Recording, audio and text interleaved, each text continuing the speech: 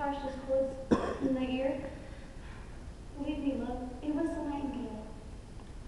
It was the larks, the herald of the morn. No nightingale. Uncle, what envious streaks do lace the severing clouds in yonder east? Night's candles above burnt out, and jaunted day stands tiptoe on misty mountaintops. Must be gone and live, or stay and die. No, it is not daylight. I know it, It is some meteor the sun exhales to beat through this light torch there, light beyond their radiant entrance. Therefore stay yet. Tell me it's not to be gone. Let me be taken. Let me be put to death. Content will that so have it so. I'll say yon grave is not the morning's eye. Tis the pale reflex of Cynthia's brow. Nor that it is not the lark whose notes do beat the vaulting heaven so high above our heads. Have more care to stay and will to go.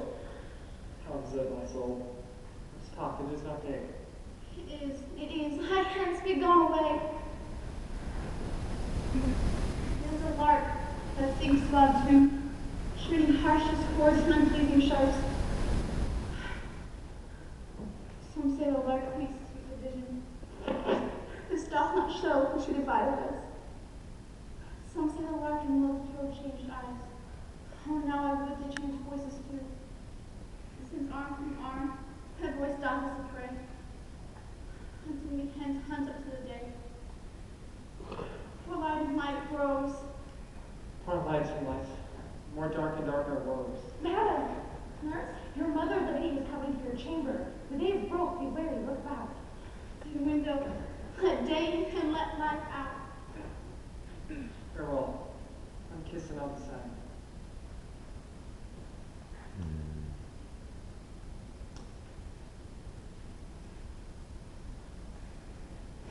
You must hear from me every day in the hour. For in a day, in a minute, how many days? Oh, by this count, I shall be much of age ere I begin to behold my Romeo. Farewell. I'll omit no opportunity to convey my love's greetings to thee. Even my eyesight fails, or thou livest fail.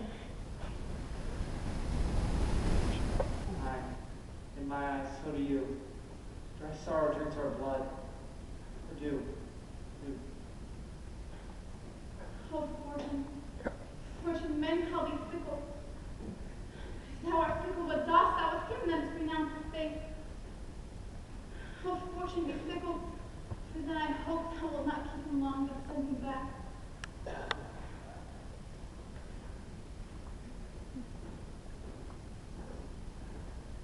Oh, daughter, are you up? Why, how now, Juliet? Madam, I am not well. Evermore weeping for your cousin's death? What wilt thou wash him from his grave with tears? And if thou couldst not make him live. Therefore have done. Some grief shews much of blood, but much of grief shews still some want of wit. Feel a new grief for feeling such a loss. Feel the loss, but not the friend which you weep for. Feeling so the loss cannot choose but ever weep the friend. You weep not so much for his death as if the villain which slaughtered him lives. What villain not that, madam? That same villain, Romeo. Villain and be many miles asunder. God pardon him, I do with all my heart. And yet no man like thee doth grieve my heart. That same villainous murderer lives.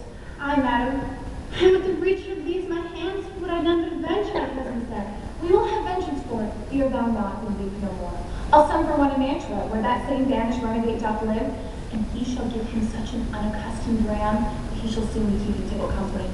And I hope thou wilt be satisfied. Indeed, I never shall be satisfied with Romeo until I behold him dead. As my poor heart acutes me vexed. Madam, if you could find out that a man could bear such a poison, I would temper it. And Romeo should upon receipt thereof soon sleep in quiet. If thou find'st means, I'll find such a man. But I'll tell thee joyful tidings, girl, and joyful as well in such a needy time.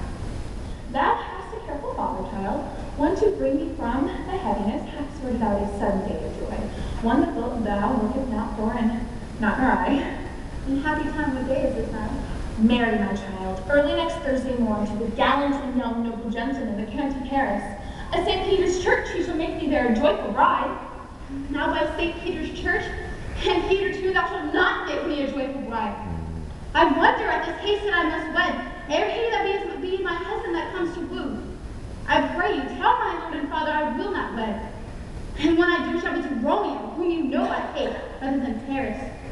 This is news indeed. Here comes your father. Tell him so yourself, and see how he shall take with your hands. But when the sun sets, the air doth drizzle dew. Before the sunset of my brother's son, it rains downright. How now, a conduit girl, quite still in tears, evermore showered. In one little body, thou counterfeitest a bar, a sea, a wind. For still thy eyes, which I may hope to see, do ebb and flow with tears. The bark thy body is, sailing in this salt flood. The winds, thy sighs, who, raging with thy tears, and they with them, without a sudden calm, will overset thy tempest-tossed body. How now, wife, have you delivered to her a decree? I have, and she gives you no thanks. I would the fool were married to her grave. How? Was she then? Does she not give us thanks? Is she not proud? Does she not count herself blessed, unworthy as she is, that we have wrought such a worthy gentleman to be her bridegroom? Not proud you have, but faithful that you have. Proud can I never be of what I hate, but faithful for that second love. How now? A trouble! What is this? Proud, and I thank you, and I thank you not. And yet not proud, Mistress Minion you. Thank me no thankies, no proud me no proud. But better you'll find joints against Thursday next, to go with Terence to St. Peter's Church, or I will drag thee on a horse. Out, you great sickness carried, out, you baggage! You come no face! By being mad? Good father, I beseech you on my knees. Have my patience, let me speak. Hang thee, young baggage, disobedient wretch! I tell you what, get thee to church on Thursday, or never after look thee in the face! Speak not, reply not, do not answer me! My fingers itch! Wife, we scarce thought us blessed that God had lent us but his only child. But now I see that this one was one too many, and that we have had a curse in having her. Out on her building! God in heaven bless her. You are to blame, my lord, to bring her so. And why, my lady wisdom? Hold your tongue, good prudence. Smell with your gossips go. I speak no treason. God it. May not one speak? Peace, you lovely fool! Utter your grammar or gossip full, for here we need it not. You are too hot. God's bread, it makes me mad. Day, night, hour, tide, time, work, play, alone, and in company. And still, my care has been to have her matched.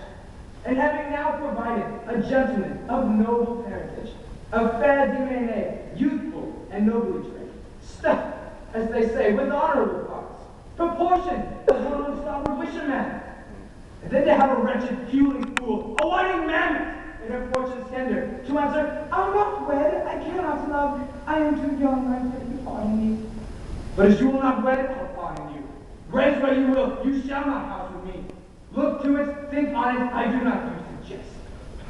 Thursday is near. Lay hand on hot advice. And you be mine, I give you to my friend. And you be not hang, beg, starve, die in the streets. For by my soul, I'll never acknowledge thee. Nor what is mine will never do thee good. Trust to it, bethink you, I will not be forsworn. Mr. Capulete sitting in the clouds, I speak to the bottom of my grief. Oh, sweet mother, cast me not away, to lay this married for a month, a week, or if thou wilt not make my maiden chamber in that dim monument which it will lie. Speak not to me, for I cannot speak a word. Do as thou wilt, for I have done with thee. Oh God, oh nurse, how shall this be prevented?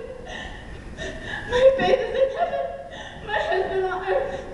How shall I have faith to turn to me again, unless my husband sends you before leaving earth? Comfort me, counsel me. Has a little word of joy, some comfort, nurse. Thank you, nurse. Romeo is banished, and all the world to nothing that he dares dare to come back to counsel me. Or, if he do, it needs must be by stealth.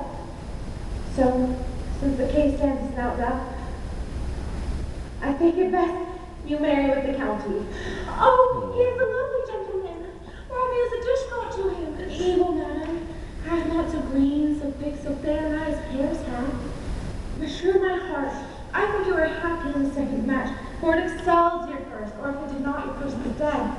And 'twere as good as he were, when he living here and you were used to him. Speakest thou from the heart, and from my soul too, I was truly both.